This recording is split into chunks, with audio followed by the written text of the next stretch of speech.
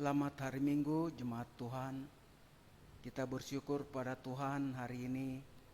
Tuhan memberi kesempatan kita untuk kembali mengikuti kebaktian umum secara online.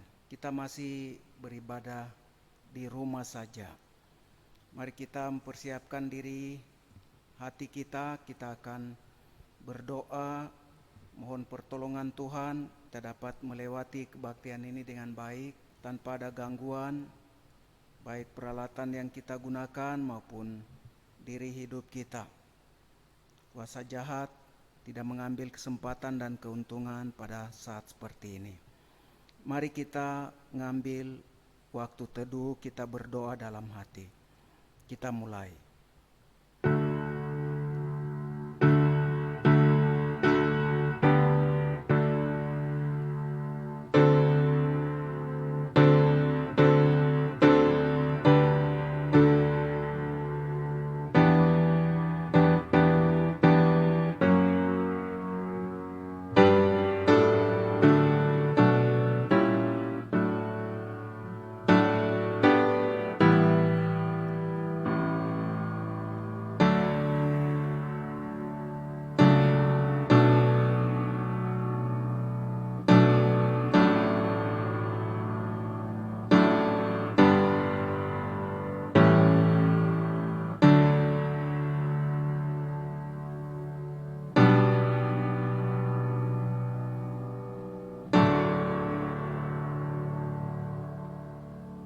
Amin.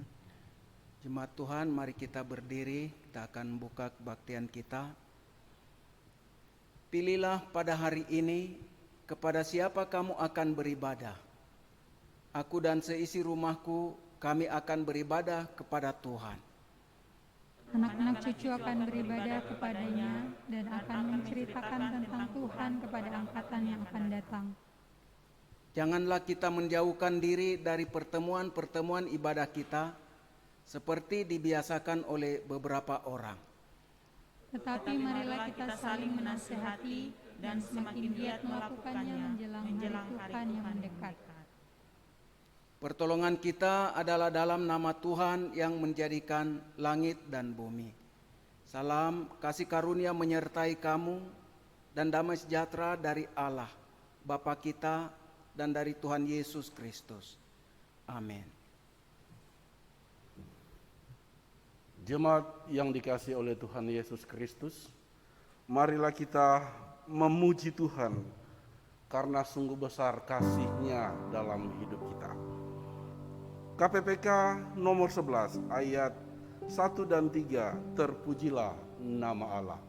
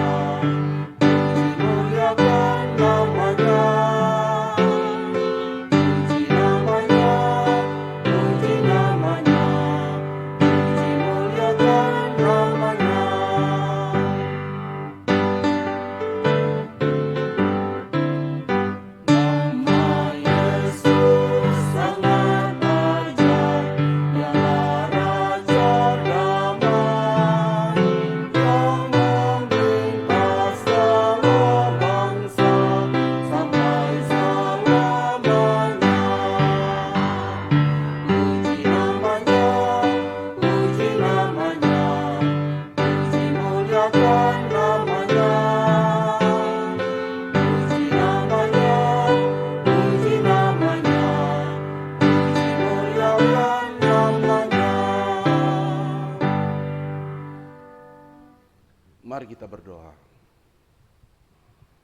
Bapa kami yang di sorga, Allah yang kami sembah dan kami imani di dalam nama Tuhan Yesus Kristus.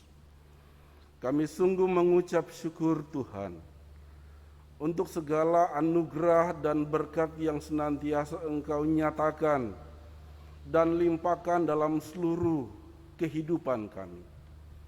Sehingga kalaupun sampai saat ini kami masih diberikan waktu untuk menikmati hari baru ciptaan Tuhan, kami diberikan nafas kehidupan, kesehatan, kekuatan, sukacita dan damai sejahtera. Itu semua karena kebaikan Tuhan semata. Terima kasih Tuhan. Mampukan kami untuk senantiasa mensyukuri nikmat yang selalu Engkau nyatakan bagi kami. Dengan hidup menurut kehendak dan panggilan Tuhan atas kami masing-masing. Supaya kami boleh selalu menjadi alat kesaksian Tuhan, menjadi saluran berkat bagi sesama kami, dalam lingkungan keluarga kami, dalam lingkungan kerja kami, bahkan di mana kami tinggal bermasyarakat. Bapa dalam surga, kami menyadari sungguh bahwa dalam kehidupan kami seringkali melakukan praktek dan sikap serta tindakan yang banyak kali menyakiti hati Tuhan. Kami melakukan dosa. Tuhan, kami mohon pengasihan dan pengampunan. Ampunilah dosa kami. Sucikan dan tahirkanlah kami, supaya kami tetap layak untuk disebut sebagai anak-anak-Mu, dan supaya kami pun pantas untuk ada di hadapan tahta hadirat-Mu.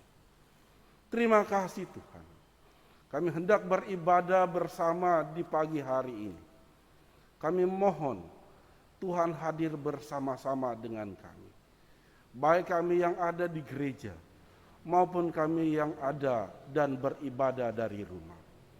Biarlah peribadatan kami sungguh-sungguh hanya untuk hormat dan memuliakan nama Tuhan.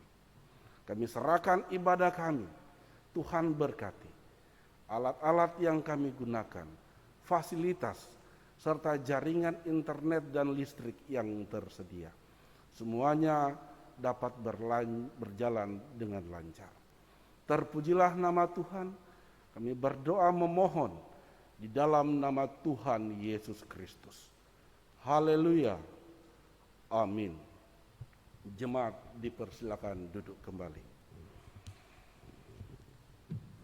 Mari kita memuji Tuhan, memuliakan Allah karena kasih-Nya yang besar. Mulia bagi Allah. KPPK nomor 26 ayat 1 dan 2. Manusia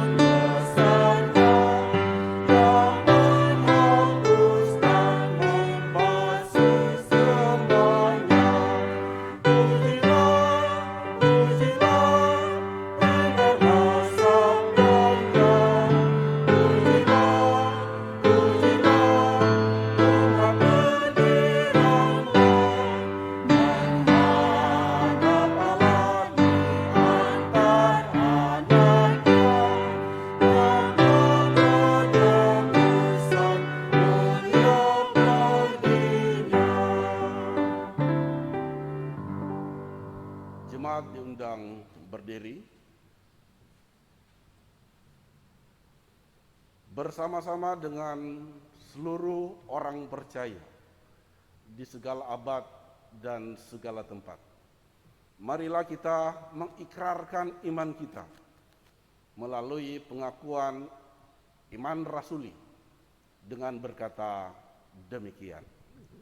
Aku percaya kepada Allah, Bapa yang Maha Kuasa, Khalik langit dan bumi, dan kepada Yesus Kristus, anaknya yang tunggal Tuhan kita, yang dikandung dari Roh Kudus, lahir dari anak darah Maria, yang menderita sengsara di bawah pemerintahan Pontius Pilatus, disalibkan, mati dan dikuburkan, turun ke dalam kerajaan maut. Pada hari yang ketiga, bangkit pula dari antara orang mati, naik ke sorga, duduk di sebelah kanan Allah, Bapa yang Maha Kuasa. Dan dari sana ia akan datang untuk menghakimi orang yang hidup dan yang mati. Aku percaya kepada Roh Kudus, gereja yang kudus dan am, persekutuan orang kudus, pengampunan dosa, kebangkitan tubuh, dan hidup yang kekal. Amin. Jemaat disilakan duduk.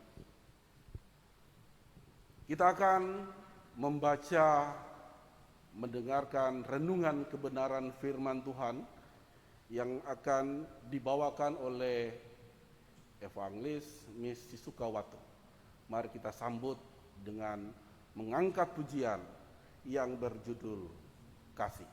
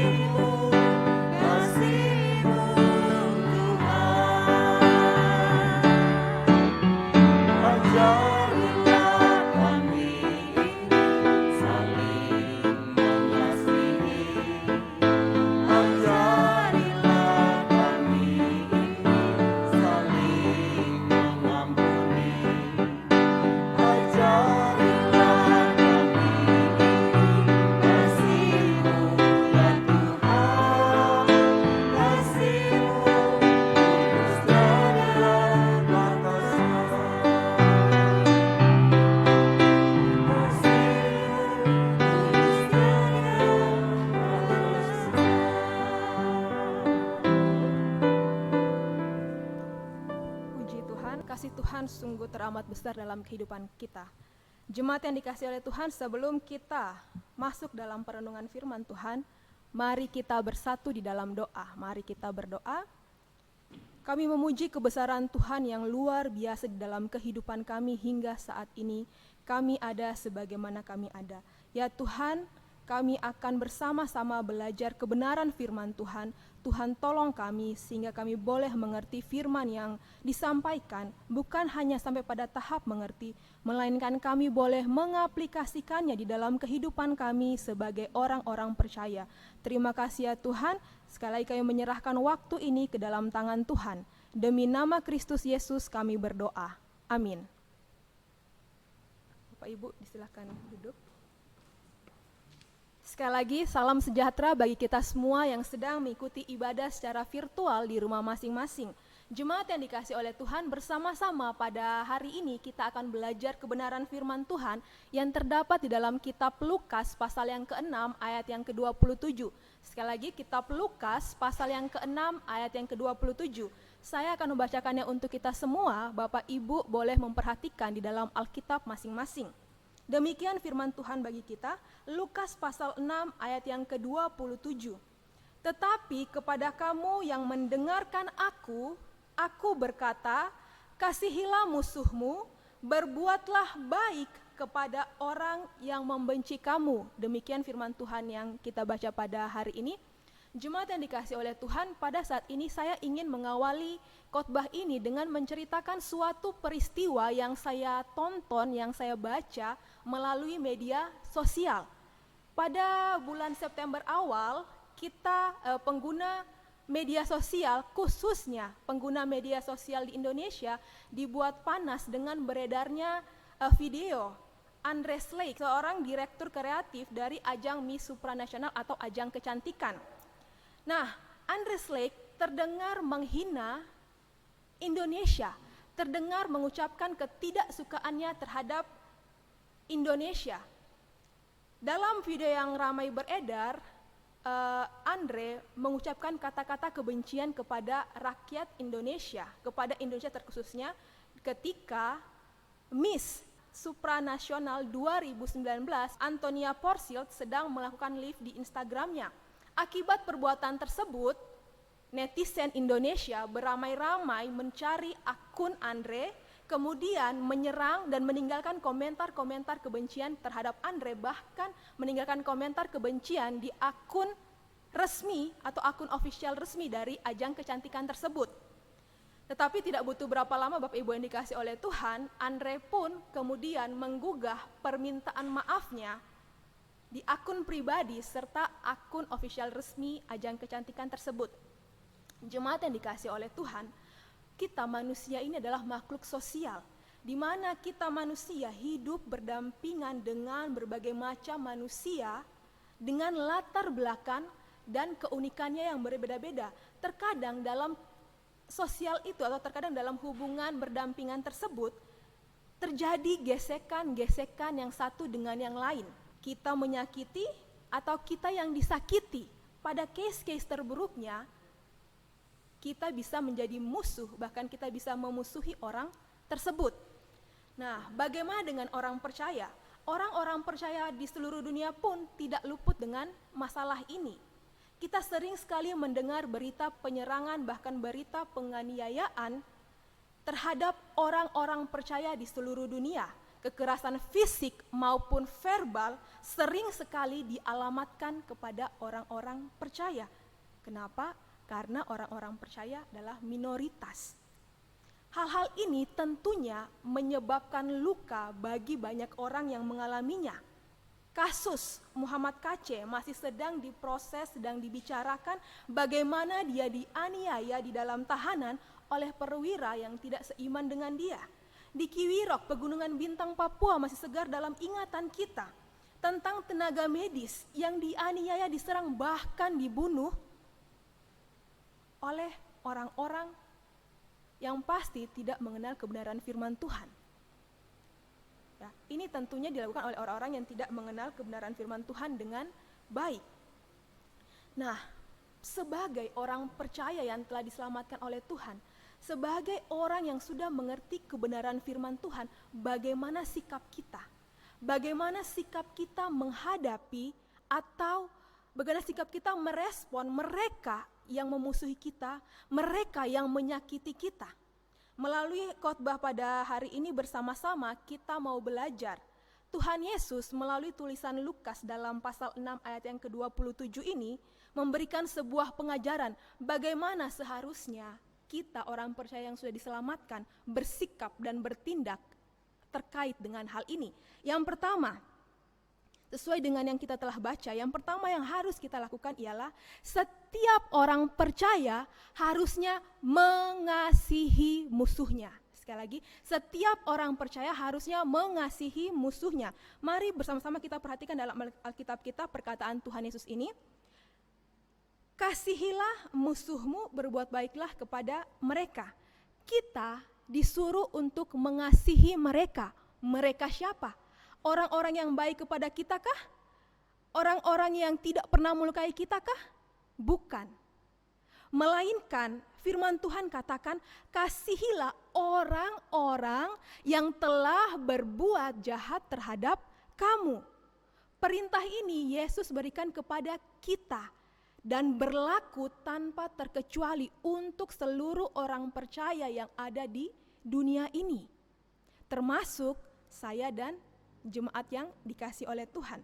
Kalau kita melihat dalam Lukas pasal 6 ayat 27 ini, ayat paralelnya itu Matius 5 ayat 38 sampai 48, kita melihat bahwa sebenarnya ini para ahli Taurat dalam perjanjian lama ini mengajarkan orang Israel demikian. Kasihilah sesamamu dan bencilah musuhmu. Tetapi Yesus mengoreksi penafsiran itu dan mengajarkan yang benar serta berkata, kasihilah musuhmu, berbuat baiklah kepada mereka. Jikalau kita mau jujur, tidak ada satupun orang yang mau mengasihi musuhnya atau orang yang sudah melukai mereka. Terlebih lagi jika hal yang mereka perbuat membuat kita down, menekan kita dengan berat. Mungkin kalau kita mengadakan survei pun ya, bisakah mengasihi orang-orang yang sudah melukai kita? Akan sangat banyak jawaban yang mungkin mengatakan sulit untuk melakukannya. Jemaat yang dikasih oleh Tuhan, apakah jemaat mengingat beberapa waktu yang lalu sedang trending atau viral tagar Stop Asian Hate? Ya, saya rasa pasti kita semua pernah mendengar ya, Stop Asian Hate, di mana orang-orang yang berwajah tipikal Asia akan mengalami diskriminasi. Orang-orang di barat, terkhususnya di Eropa, menunjukkan ketidaksukaan terhadap orang-orang Asia. Kenapa? Karena mereka beranggapan bahwa COVID atau coronavirus ini berasal dari Asia. Ya, sehingga kalau kita melihat di YouTube, Bapak Ibu bisa membuka, kita bisa melihat perlakuan-perlakuan yang sangat kasar yang bisa dialami oleh orang-orang Asia. Nah, tentu saja para Asia ini mengalami sakit yang luar biasa, batin maupun fisik. Karena ketika mereka mengalaminya, mereka bukan hanya mengalami secara verbal, bahkan mengalami kekerasan. Di antara para Asia ini, tentunya ada yang Kristen maupun yang non-Kristen. Nah, bagaimana sikap seorang Kristen, orang percaya, menghadapi kebencian dan permusuhan ini? Tentunya kita perlu menanggapi dengan sikap yang benar, ya. Menanggapi dengan sikap yang benar berdasarkan ajaran dan teladan hidup Tuhan Yesus. Apa yang Yesus ajarkan? Sekali lagi, kasihilah musuhmu. Orang percaya hendaknya mengasihi musuhnya. Memang Bapak Ibu yang dikasih oleh Tuhan tidak dapat dipungkiri, dalam kacamata manusia, untuk melakukan hal ini sulit. Untuk menerapkan hal ini sungguh sulit. Bahkan terlihat mustahil. Karena apa? Karena siapa sih yang mau mengasihi musuhnya? Kamu sudah menyakiti saya, sudah melukai saya. Masa saya harus berbuat baik terhadap kamu? Seperti itu ya.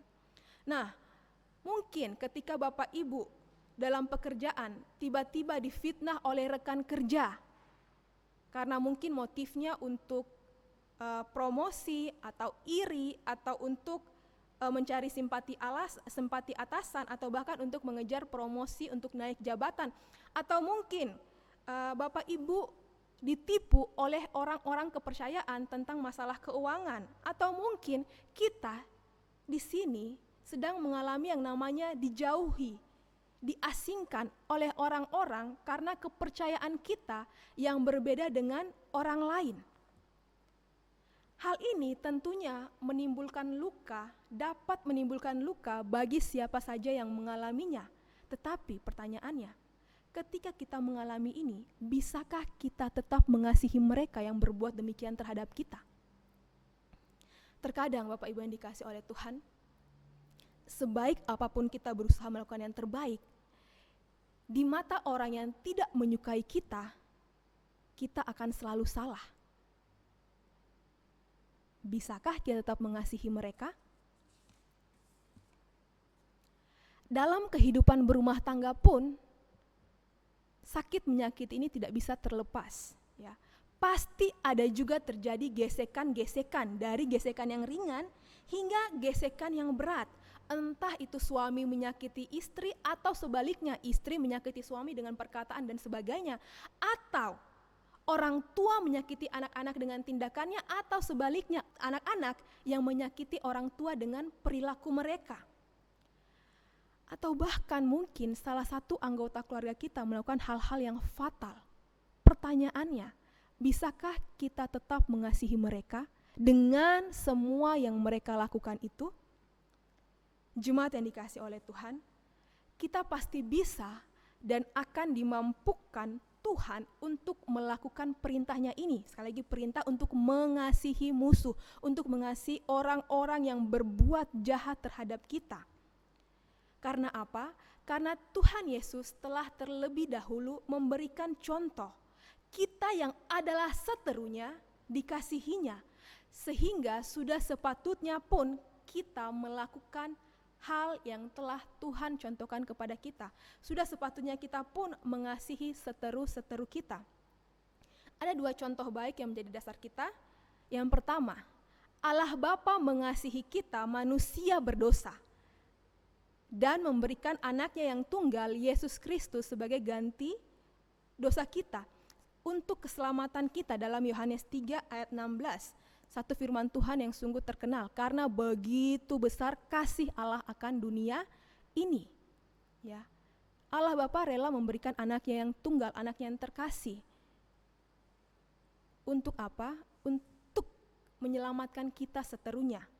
Yang kedua, Yesus Kristus sendiri rela menderita penganiayaan dari musuh-musuhnya, bahkan mendoakan mereka dan memohon Bapa mengampuni mereka. Kenapa? Karena mereka tidak tahu apa yang mereka perbuat, di dalam Lukas pasal 23 ayat yang ke-24. Jemaat yang dikasih oleh Tuhan, jikalau kita memiliki relasi yang intim dengan Tuhan, kita akan dimampukan oleh Tuhan asalkan kita menyerahkan diri secara total kepada Allah, maka Allah akan menyanggupkan kita melakukan perintahnya ini yang mungkin terlihat mustahil untuk kita lakukan. Kita juga teringat di dalam Roma pasal 12 ayat yang ke-19 yang dengan jelas menyatakan bahwa pembalasan itu adalah hak Tuhan, tetapi hati-hati. Jangan sampai kita menyalahartikan firman Tuhan ini, ya. Karena apa? Banyak orang menyalahartikan firman Tuhan ini. Pembalasan adalah hak Tuhan, ya. Sering kita dengar orang-orang mengatakan bahwa pembalasan itu adalah hak Tuhan. Tetapi di dalam hatinya dia sungguh-sungguh berharap bahwa Tuhan akan membalas. Kalau boleh lebih jahat, kalau boleh lebih daripada yang dilakukan terhadap saya. Nah, lihat.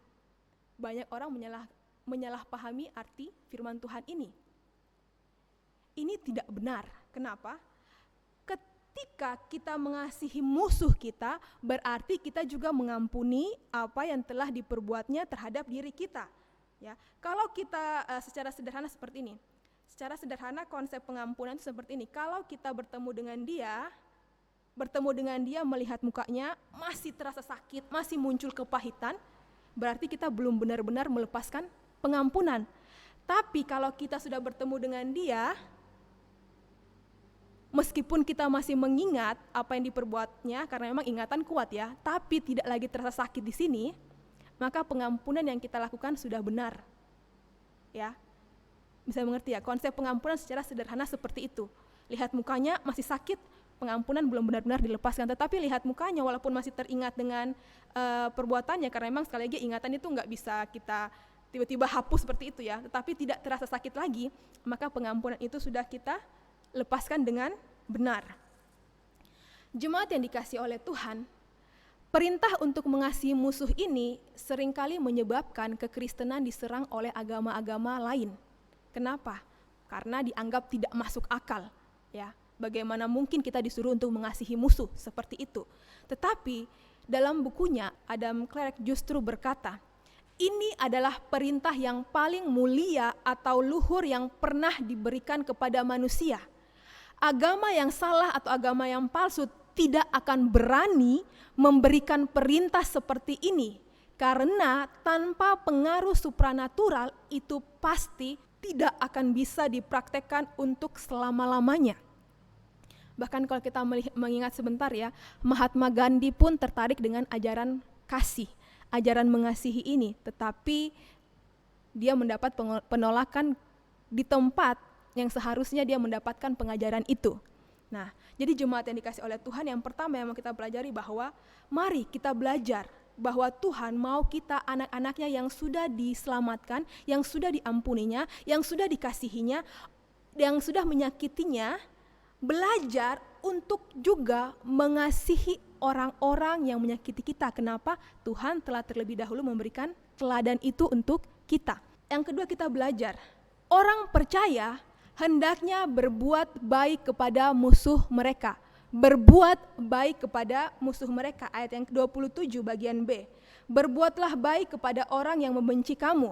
Jemaat yang dikasih oleh Tuhan, mengasihi bukan hanya sebatas lip service atau sebatas perkataan yang keluar dari mulut kita. Kata mengasihi dalam bahasa aslinya memakai kata agapan. Menyatakan kasih merupakan sebuah tindakan nyata dan bukan hanya sekedar kata-kata saja. Agapan ini, agapan atau agape, bukan seperti kasih filia, kasih persaudaraan yang bersyarat, atau storge, kasih karena adanya ikatan keluarga, ataupun eros karena adanya ketertarikan secara seksual. Kasih agape ini bersifat tulus dan tidak mengharapkan balas jasa. Nah, agapan ini menggambarkan perasaan baik yang aktif terhadap orang lain. Itu berarti bahwa tidak peduli apapun yang orang itu lakukan kepada kita, sekalipun itu menyakitkan, kita tidak akan pernah mengizinkan diri kita untuk menginginkan apapun kecuali kebaikan yang tertinggi bagi dia, dan kita secara sengaja dan dengan tujuan maksud yang tetap akan berbuat baik kepada dia. Yesus sendiri bukan hanya mengajarkan ajaran ini, tetapi sekali lagi ya, ia telah terlebih dahulu mempraktekkan perintah ini untuk mengasihi musuh dan berbuat baik, khususnya pada waktu ia menjadi manusia dan mati di kayu salib menggantikan hukuman dosa-dosa kita. Kita bisa melakukan agape karena Yesus telah terlebih dahulu menunjukkannya kepada kita. Maka jemaat yang dikasihi Tuhan, ketika Yesus memberikan perintah kasihilah, itu tidak berhenti sampai kata-kata kasihilah, melainkan dilanjutkan dengan kalimat berbuat baiklah kepada mereka. Nyatakanlah kasihmu dengan sebuah tindakan yang nyata, yakni berbuat bagi mereka, berdoa bagi mereka, tidak membalas kejahatan mereka. Seorang anak, Bapak Ibu yang dikasihi oleh Tuhan, seorang anak akan tahu jika dia dikasihi oleh orang tuanya melihat dengan perbuatan-perbuatan orang tua terhadap mereka, terhadap anak tersebut. Mungkin di tempat kerja Bapak Ibu sekarang ini, di lingkungan tetangga atau bahkan di dalam rumah, ada orang-orang yang menyakiti kita, dan karena keadaan itu kita harus dihadapkan bertemu dengan mereka setiap hari. Apa yang Bapak Ibu lakukan? Saya dulu ketika mengalami yang namanya kepahitan, disakiti, kalau sudah lihat keker-keker dari 100 meter ada orang itu, pilih putar balik. Ya. Sudah lihat mukanya dari sana, dulu ya, ini dulu. Sudah lihat mukanya dari jarak 100 meter, memilih untuk menghindar, memilih untuk tidak bertemu. Kenapa? Karena akan merasa sakit terus dengan mengingat semua yang dikerjakannya, dibuatnya terhadap diri saya. Nah, mungkin sampai sekarang ini ada Bapak Ibu yang melakukan hal yang sama seperti yang dulu saya lakukan. Tetapi Bapak Ibu yang dikasihi oleh Tuhan, kita kembali diingatkan oleh firman Tuhan untuk mengasihi musuh kita, untuk menunjukkan kasih kita kepada mereka melalui perbuatan-perbuatan baik kita. Sebab ada tertulis di dalam Roma pasal 12 ayat yang ke-20, bahwa ketika kita mengasihi dan berbuat baik kepada seteru kita, itu sama saja dengan kita menumpukan bara api di atas kepala mereka. Kita juga mengerti bersama ya, bahwa hukum Tuhan sangat berbeda dengan hukum manusia. Seperti yang saya katakan tadi, mungkin perintah ini sangat tidak masuk akal. Ya, tetapi kita tahu bahwa hukum Tuhan sangat berbeda dengan hukum dunia. Jika dunia mengajarkan mata ganti mata, gigi ganti gigi, tetapi itu tidak berlaku bagi kita yang sudah percaya dan mengenal kebenaran firman Tuhan. Pipi kanan ditampar, beri pipi kiri. Kita dijahati, balas dengan kebaikan. Jadi Bapak Ibu yang dikasihi oleh Tuhan, mari kita melakukan firman Tuhan ini dengan kepercayaan bahwa Tuhan pasti akan memampukan kita jika kita berserah kepadanya. Sekali lagi, kasihilah musuhmu, kemudian nyatakanlah kasihmu itu di dalam perbuatan yang bisa terlihat kepada musuh kita. Saya akan menutup khotbah pada hari ini dengan menceritakan sekali lagi, mengingat sekali lagi, mereview sekali lagi kehidupan Yusuf yang mungkin bisa menjadi contoh bagi kita semua. Jemaat yang dikasihi oleh Tuhan, Yusuf mengampuni saudara-saudaranya yang berbuat jahat kepadanya dengan tidak membalas kejahatan mereka. Ya, pasti Bapak Ibu sudah tahu kisah Yusuf, bagaimana dia dijahati dengan segala yang terjadi. Tetapi Yusuf tidak membalas itu, melainkan apa yang dilakukan? Yusuf berbuat baik kepada mereka sebagai ganti kejahatan yang mereka lakukan terhadap dirinya. Dengan apa? Dengan menyediakan makan minum untuk istri dan anak-anak dari saudara-saudaranya. Luar biasa. Jikalau Yusuf dimampukan Tuhan untuk melakukan hal ini, mengasihi, mengampuni dan berbuat baik, maka kita pun juga bisa dimampukan Tuhan untuk mengasihi, untuk mengampuni, mendoakan, bahkan berbuat baik kepada musuh kita. Amin untuk firman Tuhan. Bersama-sama pada hari ini, Bapak Ibu yang dikasihi oleh Tuhan, kita akan meresponi kebenaran firman Tuhan ini dengan menyanyikan pujian, mengasihi, mengasihi lebih sungguh.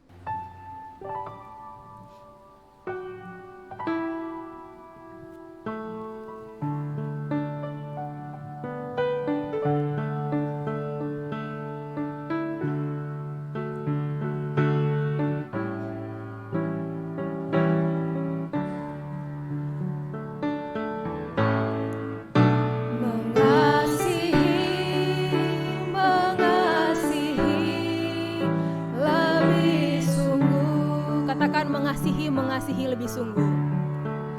Mengasihi, mengasihi lebih sungguh.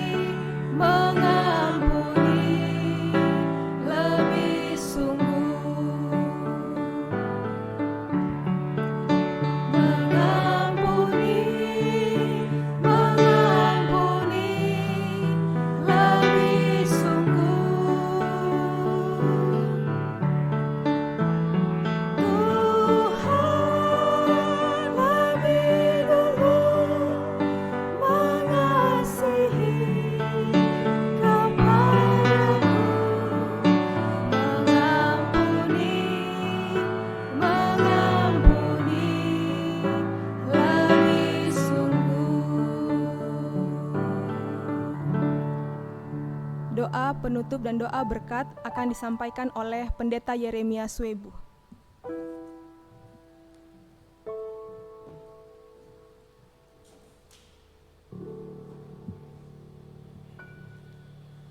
Mari kita berdoa. Tuhan, kami bersyukur Engkau dengan jelas terang berfirman pada kami untuk mengasihi mengampuni, bahkan berbuat baik pada orang-orang di sekitar kami, mungkin mulai dari rumah kami, tempat kami bekerja, dalam pergaulan kami tengah-tengah dunia, juga dalam pelayanan bersama di gereja. Kami bersyukur Tuhan, Engkau yang mengasihi kami, Engkau memberikan contoh teladan untuk kami. Firman-Mu yang hidup boleh kami hidupi karena kuat kuasa Roh Kudus boleh memampukan kami untuk membangun hubungan yang baik dan benar. Cinta kasih sejati dari Kalvari boleh mengalir dalam kami, sehingga hubungan kami suami istri baik, indah, penuh kasih dan damai, harmonis. Ribut-ribut memang ada, tapi kami tidak membenci, menjauhkan, bahkan berpisah atau bercerai. Engkau juga menolong kami sebagai anak untuk mengasihi, mengampuni orang tua atas perkataan, mungkin sikap perbuatan mereka yang menyakiti kami, atau kami sebagai orang tua mendapat perlakuan yang kurang baik, kurang hormat, kurang kasih dari anak-anak atau cucu. Tuhan, kami mohon berkat dan belas kasihan Tuhan tinggal dalam kami. Juga dalam hubungan kami dengan rekan-rekan kerja kami, di kantor, di ladang, di tempat kami berusaha dan berjuang. Mungkin dia sejajar dengan kami, mungkin dia atasan kami, ataupun bawahan kami. Tuhan, mereka memerlukan kasih dan pengampunan dari kami yang mereka lukai. Rekan-rekan kerja dalam pelayanan, menurut sikap, perkataan, perlakuan kami telah menyakiti mereka, mencurigai mereka, membuat mereka berduka. Kami mohon Tuhan kasihani kami, kasihani mereka. Bawalah kasih dan pengampunan dari sorga ada dalam hati kami, hidup kami, membangun komunikasi yang baik, hidup yang harmonis, rukun dalam Tuhan, untuk pelayanan yang lebih baik, berkualitas. Kami memuliakan Engkau. Siapapun dia yang membenci Tuhan dan pemberitaan Injil di tengah-tengah dunia ini, bahkan orang-orang di sekeliling kami yang belum beriman kepada Kristus, tolong juga kami untuk mendoakan mereka, terus mengasihi mereka. Walaupun melalui perkataan, perbuatan mereka sangat melukai kami. Kalau kami membalas mereka dengan kejahatan, dengan sikap yang abai, cuek, tidak peduli, tidak mendoakan, ampuni kami Tuhan. Tambahkan kasih kami, juga iman dan pengharapan, agar Kristus juga boleh mereka kenal. Kami bersama hidup dalam persekutuan kudus memuliakan Engkau. Berkati kehidupan kami berbangsa bernegara, penuh dengan keretakan, konflik, hubungan yang tidak baik. Kiranya kasih dari Kristus boleh terpancar dari gereja Tuhan, dari kami sekalian, dalam pemberitaan Injil, boleh mewarnai Indonesia, memberi terang, sehingga perubahan boleh nyata ke depan. Kami sungguh ada dalam suasana perangan rohani, karena keadaan pertentangan dan perlawanan bisa membuat kami cuek dan tidak peduli untuk memperhatikan, mengasihi ataupun mendoakan dan melayani. Tuhan, pulihkanlah Indonesia.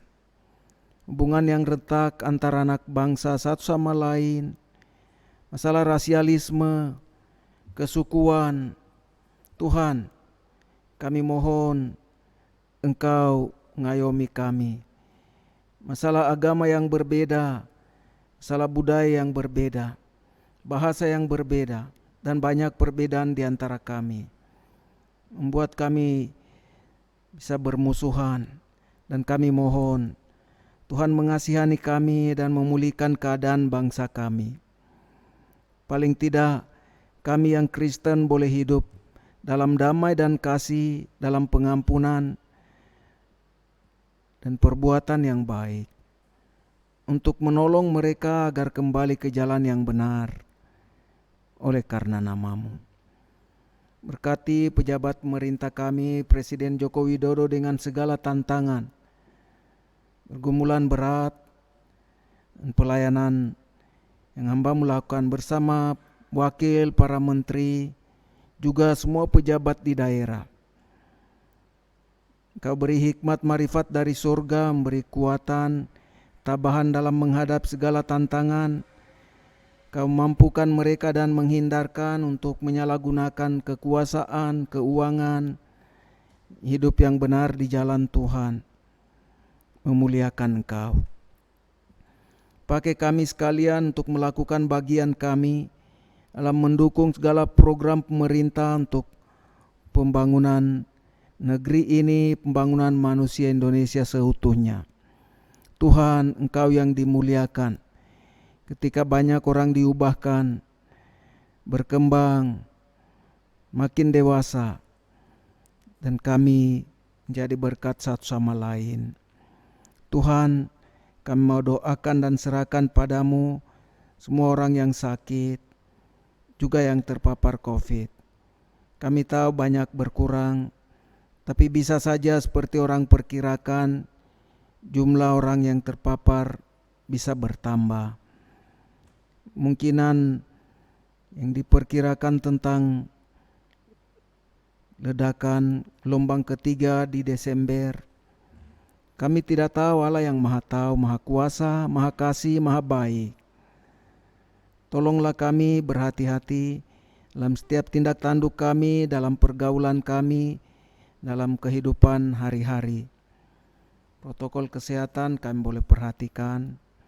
Bagi mereka yang masih anti vaksin, bersikap menolak, kami mohon Tuhan sadarkan mereka, tuntun mereka kepadamu dan pada ketaatan untuk hidup yang lebih baik.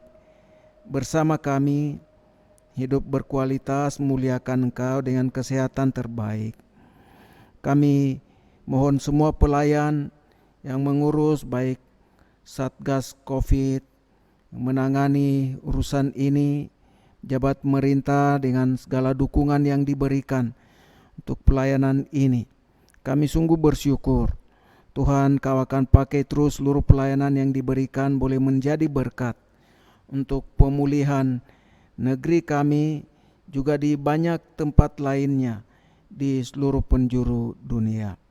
Kau berkati, pulihkan, bawa kami keluar dari masa pandemi ini pada hidup yang penuh kelegaan karena kasih dan kebaikan Tuhan. Saudara kami yang mengurus, melayani sebagai dokter, perawat, mantri suster, ahli gizi, Tuhan berkatilah tugas tanggung jawab mereka dengan segala resikonya.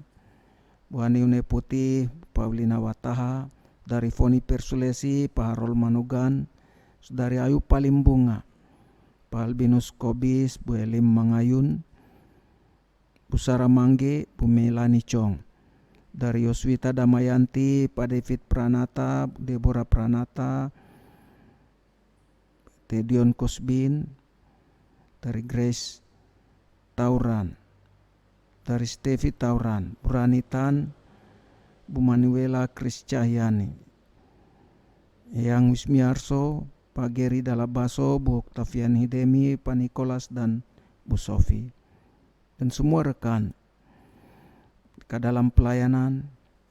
Berkati dengan keadaan yang makin baik, tapi mereka tetap orang-orang yang berhadapan langsung dengan pasien dengan berbagai macam sakit penyakit. Tuhan lingkupi dengan kasih sayang-Mu tubuh jiwa roh mereka sama anggota keluarga yang kemungkinan juga bisa saja tertular. Kau melihara dan terus memakai untuk selalu menjadi berkat. Keluarga kami, Tuhan, Engkau kuatkan kami melewati masa pandemi ini.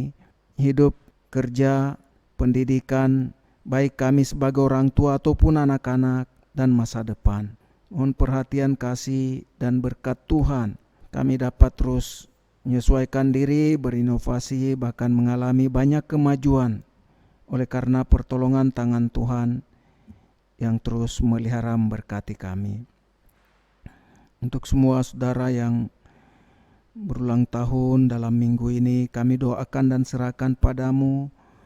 Mohon pemeliharaan kasih dan berkat Tuhan untuk memimpin hidup mereka dengan sukacita, menikmat segala kebaikan Tuhan, memuliakan Engkau. Bertambahnya 1 tahun sesungguhnya berkurang 1 kali masa hidup kami. Kiranya Engkau menambah-nambahkan hikmat dan kuatan hamba-hamba-Mu untuk menggunakan kesempatan yang ada, mengasihi, melayani, mengampuni, memuliakan Engkau, menjadi berkat. Kami serahkan kepadamu untuk keamanan di sekeliling kami di kota Jayapura, dan berbagai kejahatan, pencurian, perampokan, merkosaan, pembunuhan, dengan kekerasan-kerasan yang dilakukan. Tuhan, Kau lingkupi kami dengan kasih rahmat-Mu, menjaga kami terpelihara, diberkati. Dan Engkau membawa mereka yang berbuat jahat ke jalan yang benar dan mengenal Engkau sebagai Tuhan Juru Selamat. Kami serahkan padamu keamanan di seluruh Provinsi Papua. Di beberapa tempat ada konflik-konflik yang sering terjadi, juga kontak senjata dengan TNI ataupun Polri, dan banyak korban. Kiranya kasih dari surga mengalir di tanah Papua, damai sejahtera memenuhi kami. Papua tanah damai bukan cuma slogan, kata-kata, tapi betul-betul pengalaman hidup kami untuk memuliakan Engkau, menjadi berkat satu sama lain. Tuhan, Kau menerima diri kami jadi alat berkat tengah dunia ini di Papua secara khusus. Kau juga terima persembahan syukur yang jemaat bawa untuk mendukung pekerjaan pelayanan Tuhan. Kami sudah menyelesaikan ruang multimedia, kami bersyukur untuk semua dukungan jemaat.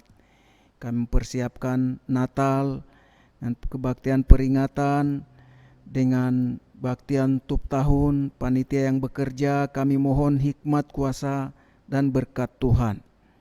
Dukungan kami sekalian boleh menjadi berkat untuk pelayanan Natal yang terbaik. Kami bersyukur Tuhan sumber segala berkat ada bersama kami. Puji-puji nama-Mu Bapa, Anak, Roh Kudus. Demi Kristus Yesus, Tuhan kami yang hidup. Amin.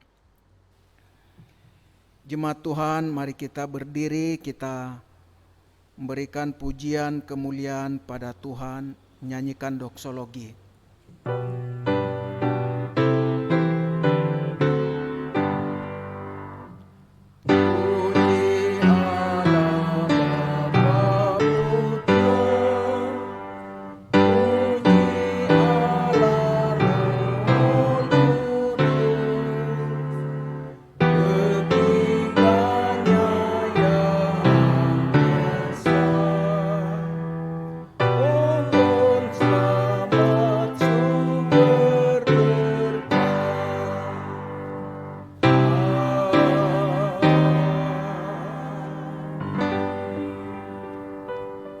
Kasih Kristus, mari kita arahkan hati kepada Tuhan sumber segala berkat.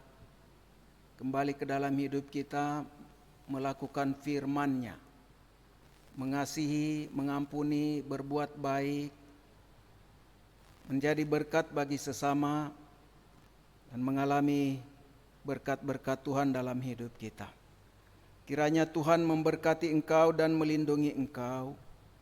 Tuhan menyinari engkau dengan wajah-Nya dan memberi engkau kasih karunia. Tuhan menghadapkan wajah-Nya kepadamu dan memberi engkau damai sejahtera. Amin.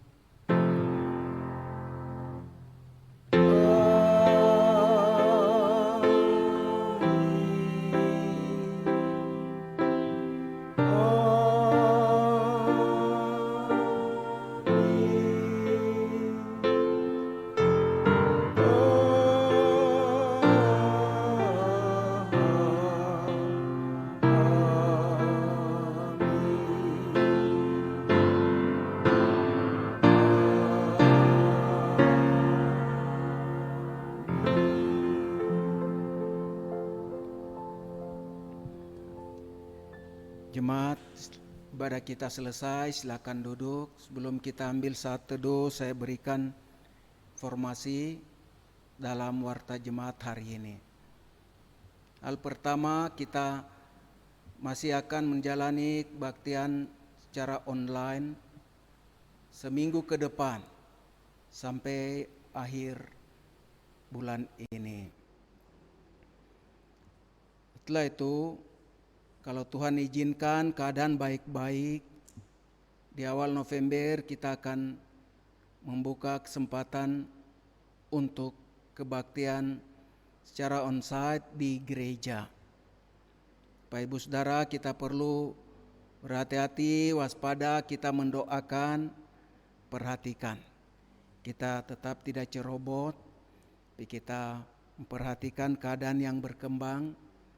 Tuhan melawat kita, memulihkan kita, kita bisa kembali untuk mengadakan kebaktian di gereja. Walaupun kebaktian di gereja akan berjalan mulai awal November misalnya, tapi kebaktian secara online tetap akan ada. Karena ada sebagian dari antara kita termasuk yang lanjut usia, tetap akan mengikuti kebaktian di Roma. Kecuali mereka yang memang bertekad, karena saya lihat ada 1-2 yang mau datang ke gereja. Itu masing-masing. Tapi kebanyakan anak cucu memang melarang untuk orang tuanya datang ke gereja. Kita perhatikan, kita lihat keadaan. Kami tidak memaksa, tapi kesempatan untuk kemungkinan kita membuka gereja di awal November itu ada. Kita doakan. Hal yang kedua, tolong doakan untuk panitia Natal yang bekerja. Juga di dalamnya ada kebaktian peringatan untuk Pendeta Yusuf Citra almarhum. Kita doakan Tuhan pimpin setiap persiapan yang dilakukan oleh saudara panitia yang terpilih. Tuhan memimpin segala kebutuhan, dana yang diperlukan. Bapak Ibu dapat memberikan persembahan untuk Natal ini dari sekarang.